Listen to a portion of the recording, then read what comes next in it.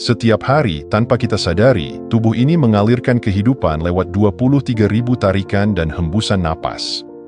Tapi di antara keduanya, di antara masuk dan keluarnya udara, ada momen yang begitu sunyi, nyaris tak terjamah oleh perhatian kita. Momen ini tidak memiliki suara, tidak membawa gerakan, namun justru di sanalah rahasia terdalam tersembunyi. Ruang di antara napas adalah gerbang diam, tempat batas waktu seolah berhenti, dan kehidupan mengambil jeda sejenak untuk mengingat dirinya sendiri. Teks suci Vijnana Bhairava Tantra, sebuah permata dari warisan spiritual India kuno, mengarahkan perhatian kita bukan pada napas itu sendiri, tapi pada celah kecil di antaranya. Dalam ruang yang tampak tak penting itu, mereka melihat pintu menuju yang tak terkatakan, yaitu kesadaran ilahi. Bukan karena udara mengalir atau berhenti, tapi karena perhatian yang jernih, yang hadir tanpa penilaian, mampu menembus lapisan realitas yang biasa tersembunyi. Kita sering mencari mukjizat dalam pengalaman yang luar biasa, namun mungkin mukjizat sejati adalah kemampuan untuk hadir sepenuhnya dalam detik yang paling biasa. Dalam jeda itu, tidak ada keinginan, tidak ada ketakutan, tidak ada masa lalu atau masa depan. Hanya kehadiran murni, yang sederhana namun maha luas. Keajaiban itu bukan jauh, bukan sulit dijangkau, dan bukan untuk mereka yang sudah tercerahkan saja. Ia hadir saat ini juga, dalam keheningan kecil yang kita lupakan. Kita tidak perlu mencari surga di luar sana, jika ternyata surga sudah bersembunyi di antara dua napas kita.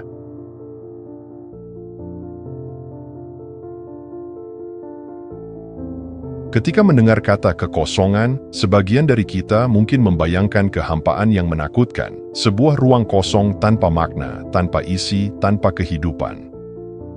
Namun dalam tradisi mistik Timur, terutama dalam ajaran Kashmir Shaivisme, kekosongan bukanlah kehampaan, melainkan shunya, ruang yang penuh dengan kemungkinan yang belum terwujud.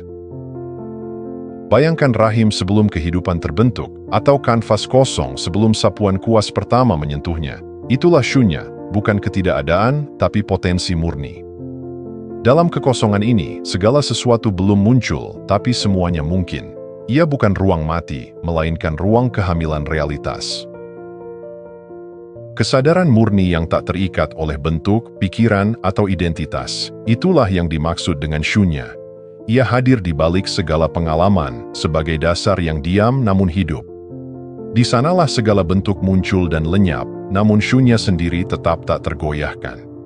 Kita tak bisa menggenggamnya, tapi kita bisa menyadarinya saat kita berhenti mencari bentuk, saat kita duduk hening dalam kehadiran tanpa usaha. Ajaran ini mengajak kita untuk tidak takut pada kekosongan. Justru dengan memasuki ruang hening di antara napas, saat tidak ada tarikan, tidak ada hembusan, kita menyentuh shunya. Kita tidak kehilangan apa-apa di sana. Sebaliknya, kita menemukan sesuatu yang melampaui semuanya, kesadaran itu sendiri yang diam-diam menopang seluruh semesta. Kekosongan ini bukan tempat untuk lari dari dunia, melainkan tempat untuk mengenal dunia dari kedalaman yang lebih sejati.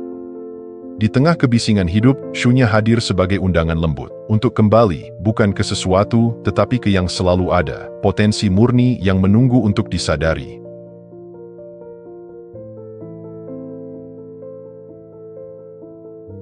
Napas adalah gerakan paling dasar dari kehidupan. Kita melakukannya bahkan sebelum memiliki kata untuk menyebutnya, sebelum tahu cara berpikir, berdoa, atau bermeditasi. Ia adalah tindakan purba yang menyatukan seluruh umat manusia, dan justru karena terlalu akrab, kita sering mengabaikan kekuatannya. Dalam praktik ini, tidak dibutuhkan alat bantu, visualisasi, atau pengulangan mantra, hanya satu hal, kesadaran penuh akan ruang di antara tarikan dan hembusan napas.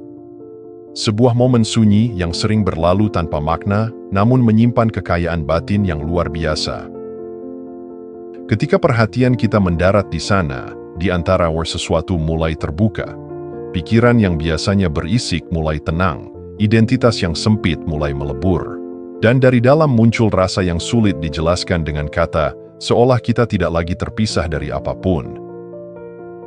Inilah momen ketika praktik fisiologis berubah menjadi pengalaman spiritual, tidak karena napas itu sendiri ajaib, tapi karena cara kita hadir bersamanya membuka dimensi baru dalam kesadaran. Kita tidak lagi menjadi pengamat yang terpisah dari dunia, tapi bagian dari arus kehidupan yang tak terputus.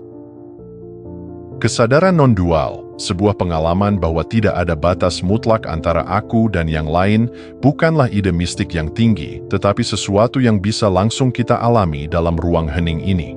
Seolah-olah napas memberi jalan, dan keheningan yang menyelusup di antaranya adalah suara asli dari jiwa kita. Transformasi ini tidak bersifat spektakuler, ia sunyi, lembut, dan sangat pribadi. Tapi justru dalam kelembutan itulah kekuatannya. Ia tidak datang untuk mengubah dunia luar, tapi mengubah cara kita mengalaminya, dari keterpisahan menuju keterhubungan yang utuh.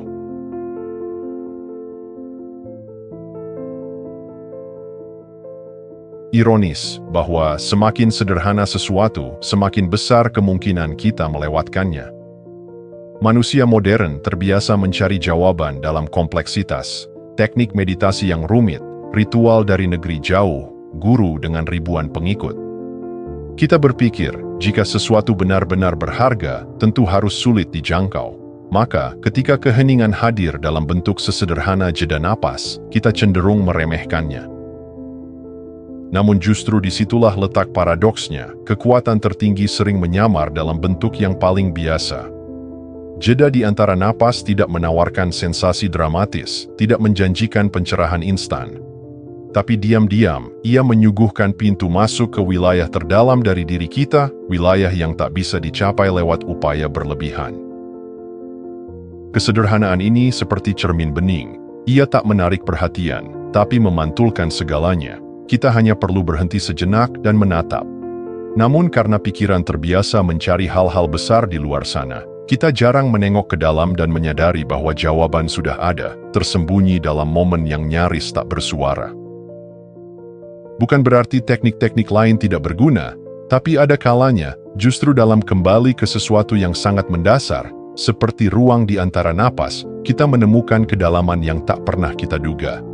Sebab sesungguhnya, apa yang paling dalam seringkali bukan yang paling jauh, tapi yang paling dekat.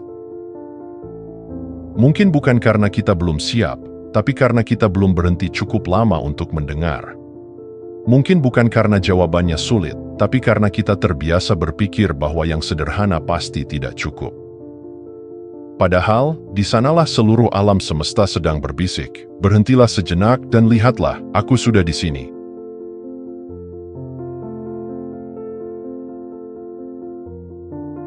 Dalam keseharian, kita merasa ada pemisah yang jelas antara aku dan dunia luar.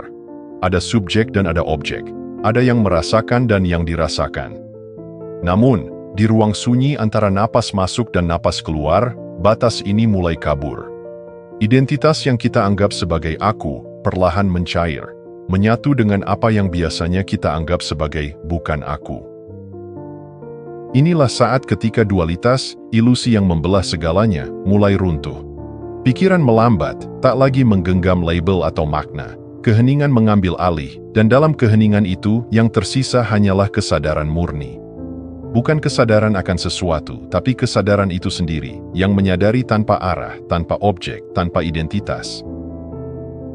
Di titik ini, pengalaman tak lagi terbagi menjadi pengamat dan yang diamati. Hanya ada satu kesatuan, seperti danau tenang yang memantulkan langit tanpa mengganggunya. Dalam momen ini, kita tidak menghilang, tapi justru menjadi utuh. Tidak sebagai individu yang terpisah, melainkan sebagai bagian dari keseluruhan yang tak terbagi. Ajaran dari berbagai tradisi spiritual menyebut kondisi ini sebagai keadaan prapikiran, kesadaran sebelum konsep, sebelum ego muncul, sebelum dunia dibagi menjadi bagian-bagian. Ini bukan tentang menghapus diri, tapi tentang mengingat bahwa diri sejati kita jauh lebih luas daripada yang biasa kita sangka. Dan semua itu bisa terjadi, bukan dalam keadaan trance, bukan di puncak gunung, tapi di celah senyap antara dua helaan napas. Sebuah ruang yang begitu biasa, namun begitu sakral. Disitulah kita tidak lagi berada di dalam semesta. Kita adalah semesta itu sendiri, sadar akan dirinya.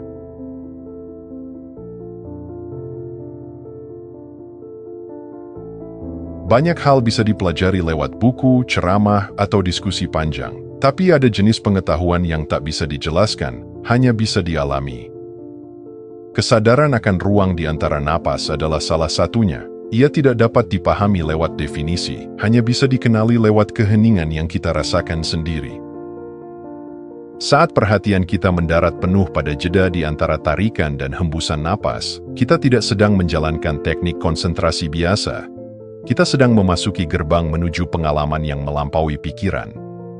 Tak ada konsep, tak ada narasi, tak ada interpretasi, hanya kehadiran murni yang menyatu dengan segalanya. Para tokoh besar dalam tradisi seperti Abhinavagupta dan Swami Lakshmanju menekankan pentingnya pengalaman langsung ini. Mereka tidak menyuruh kita untuk percaya, melainkan mengajak kita untuk merasakan sendiri. Karena hanya dengan mengalami secara langsung, kesadaran itu menjadi milik kita, bukan sekadar ide dalam kepala. Pengalaman ini mungkin muncul tanpa sensasi dramatis, bahkan kadang terasa sangat biasa. Tapi justru dalam kebiasaannya, ada kemurnian. Tidak ada ekstasi, tidak ada keajaiban visual, hanya rasa yang tenang dan mendalam bahwa kita sedang menyentuh sesuatu yang sejati. Seperti pulang ke rumah setelah lupa begitu lama. Di saat itu, semua teori spiritual terasa seperti bayangan dari sesuatu yang lebih nyata. Kita mulai mengerti, bukan lewat logika, tapi lewat resonansi batin. Oh, ini maksudnya. Tidak ada lagi jarak antara pengetahuan dan diri. Kita tidak sekadar tahu tentang keheningan, kita menjadi keheningan itu sendiri. Dan dari pengalaman inilah kebebasan sejati muncul, bukan kebebasan untuk menjadi apa saja, tapi kebebasan dari kebutuhan untuk menjadi apapun. Kita cukup hadir, dan kehadiran itu sendiri adalah bentuk tertinggi dari pemahaman.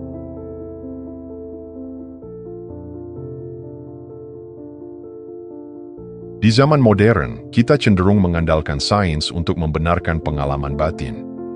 Dan meskipun tak semua hal spiritual bisa dijelaskan lewat data, menarik ketika penelitian mulai menyentuh ruang yang dulu hanya dibicarakan oleh para yogi dan mistikus, jeda di antara napas. Studi neuroscience menunjukkan bahwa setelah hembusan napas, pada saat hening yang terjadi secara alami, sistem saraf parasimpatetik diaktifkan. Ini adalah sistem yang menenangkan tubuh, melambatkan detak jantung, dan membawa kita ke keadaan istirahat dan pemulihan. Dalam keheningan itu, tubuh dan pikiran mulai menyatu dalam ketenangan. Tak hanya itu, aktivitas gelombang otak juga berubah. Muncul peningkatan gelombang alfa dan theta, pola yang berkaitan dengan meditasi dalam, imajinasi, dan intuisi.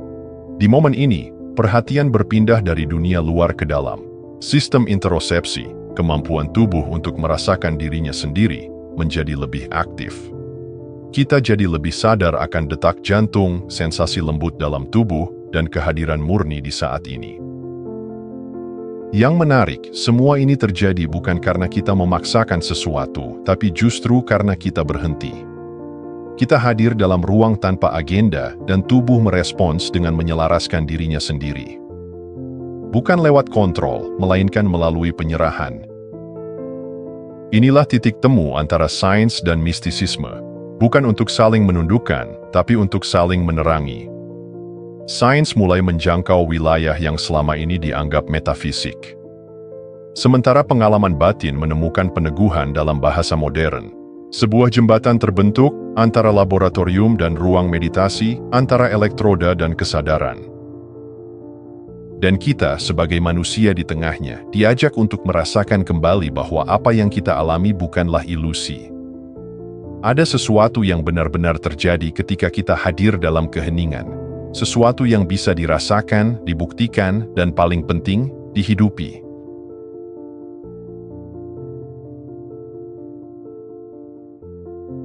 Di permukaan, kita tampak seperti entitas terpisah, memiliki nama, riwayat, keinginan, dan batasan. Tapi semakin dalam kita menyelam ke dalam ruang sunyi antara napas, semakin kabur garis-garis itu.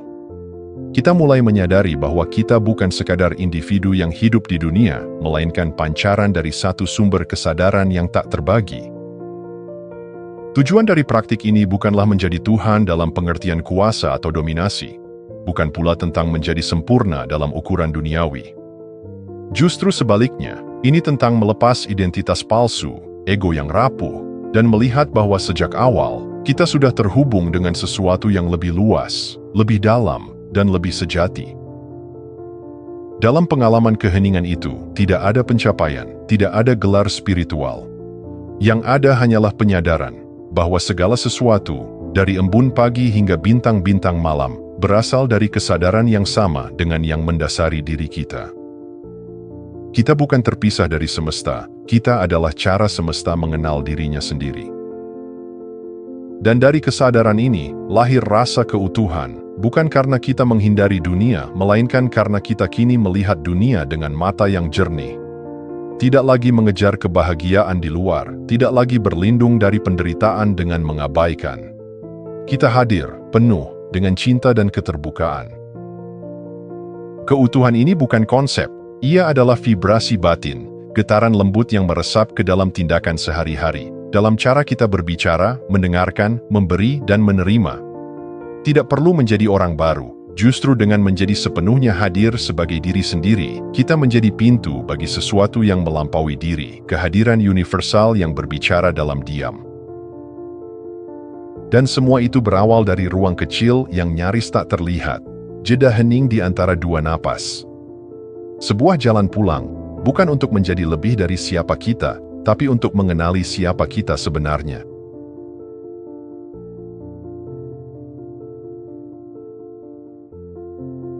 Kadang kita berpikir bahwa untuk mengalami sesuatu yang sakral, kita harus melakukan perjalanan jauh, mempelajari banyak hal, atau melalui proses panjang yang rumit.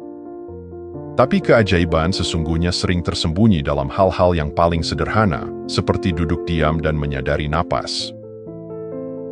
Latihan ini tidak meminta kita untuk mengubah napas, memperpanjangnya, atau menghitungnya. Ia hanya mengajak kita untuk hadir, tarik napas, hembuskan, dan kemudian diam.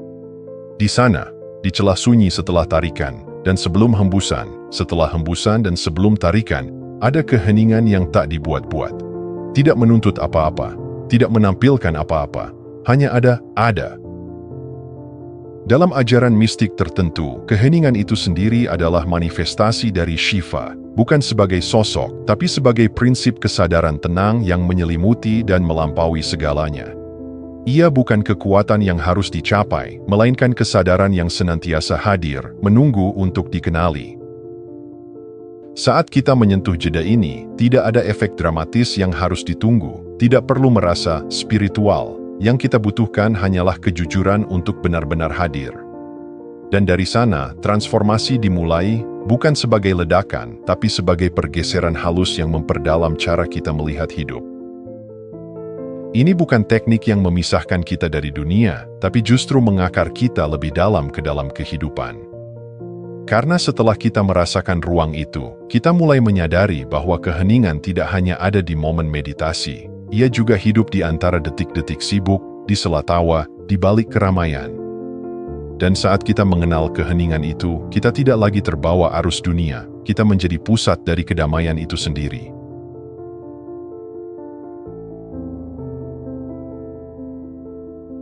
Keajaiban sejati dari praktik kesadaran bukan terletak pada ruang meditasi yang sunyi atau tempat suci yang jauh, tapi pada kemampuannya menyusup lembut ke dalam momen-momen paling biasa dalam hidup. Karena napas tak pernah meninggalkan kita, maka kesadaran pun selalu punya tempat untuk berakar, bahkan di tengah hiruk-pikuk kehidupan. Bayangkan, jeda sejenak sebelum menjawab pesan yang emosional. Keheningan 1 detik sebelum kamu melangkah ke dalam ruangan yang menegangkan. Tarikan napas sadar sebelum mengucapkan kata yang penting. Di momen-momen itulah, kehadiran menjadi nyata. Bukan sebagai konsep, tapi sebagai kekuatan yang mengubah cara kita hidup. Saat kamu duduk di kendaraan, berdiri dalam antrean, mencuci piring, atau menatap langit sore, semua bisa menjadi pintu masuk ke kesadaran. Perhatikan napas, dan temukan ruang hening di antara tarik dan buang. Tidak ada yang harus diubah, tidak ada yang harus dicapai, hanya kembali hadir, kembali hidup. Dan ketika kehadiran ini menjadi kebiasaan, maka kehidupan pun berubah. Kita tidak lagi terburu-buru melewati hari, karena setiap detik mulai terasa utuh. Kita tidak lagi dikendalikan oleh reaksi otomatis karena ada ruang jeda untuk memilih dengan bijak. Kita tidak lagi merasa terpisah dari dunia karena mulai melihat bahwa kehidupan sedang bernapas melalui kita. Praktik ini bukan untuk menciptakan pengalaman luar biasa, tapi untuk mengembalikan keajaiban pada hal-hal biasa. Karena dalam ruang di antara napas, yang dulu tampak sepele, kini kita melihat cermin dari diri yang paling dalam. Dan ketika kita membawa keheningan itu ke dalam hidup sehari-hari, kita tak lagi hanya menjalani hidup, kita mulai menghidupinya sepenuhnya. Terima kasih sudah menonton. Jangan lupa like, komen, dan subscribe untuk dukung channel ini terus berkembang. Sampai jumpa di video selanjutnya.